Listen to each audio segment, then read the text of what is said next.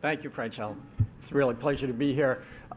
With the very kind words that Jonathan Sallet gave me earlier today, I almost feel like I don't need to make these comments, but I really appreciate the opportunity just to tell you a little bit about the Shelby Coalition and the work that we're doing, because it's very, very compatible with the work that Next Century Cities is doing. And so it's great to be able to partner with you in this common endeavor that we have to try to solve the digital divide and use the community anchor institutions as a key strategy that can help us achieve that objective that we all want, to have everybody connected. So our goal we are the Schools, Health, and Libraries Broadband Coalition is our long name, and we're dedicated to promoting affordable, high-capacity, high-quality broadband for anchor institutions and their surrounding communities. Now, why do we care about anchor institutions? Our philosophy is you cannot have a healthy community without strong, healthy anchor institutions. This is not just about the businesses and residences in each community, but the anchor institutions provide really key essential services to their communities. And more so than ever, those essential services are riding upon internet connections. So having a strong broadband connection is really foundational for the work that anchor institutions are doing in serving their communities. So Larry Irving talked very eloquently about, in the Telecommunications Act of 1996, there were programs that you worked on, that I worked on, to promote connectivity for schools and libraries and rural healthcare facilities. We are trying to accomplish that vision and bring that to reality. But we're not there yet, and there are some significant problems. The National Broadband Plan called for all anchor institutions to have gigabit capacity by the year 2020. That's today. We haven't achieved that. Schools have made a lot of progress. We now have, I think, over 90% of schools that have fiber connections, but libraries don't have that broadband connections. Public housing certainly doesn't. Rural healthcare clinics don't.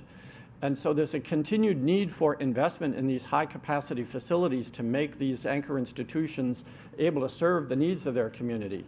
And that's what we're working on. So we work a lot on the E-rate program to preserve those benefits so E-rate can promote fiber accessibility. We helped convince the FCC to put more funding into the rural health care program. Commissioner Starks mentioned mapping. Well, there's mapping legislation working through Congress that leaves out the anchor institutions.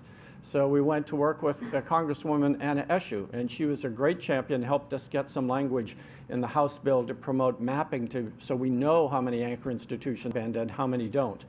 Those are the kinds of issues that we're working on. But just overall, I'd also say, my last point would say, it's not just about building to the anchor institutions.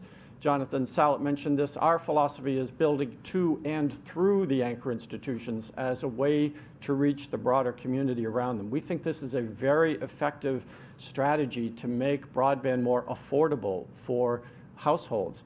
Broadband adoption, I don't know if we've shared this statistic, but it's basically stalled at about 70%. It's been about the same for the last 4 or 5 years. So we know that there's a critical problem, that the existing policies are not going to work if we just leave them as they are. The marketplace is great, but we need to do more to supplement what the commercial players can do and recognize what they can't do and come up with solutions to address those to make sure everybody is connected. And the fact is that the anchor institutions often have great broadband capabilities when they do have it that we're not taking full advantage of. We should be sharing those broadband connections. If a school or library or healthcare has fiber, we should open that up and make that accessible to the whole community. And that would be a great cost-effective way of providing low-cost broadband service to everybody in America who needs that connection.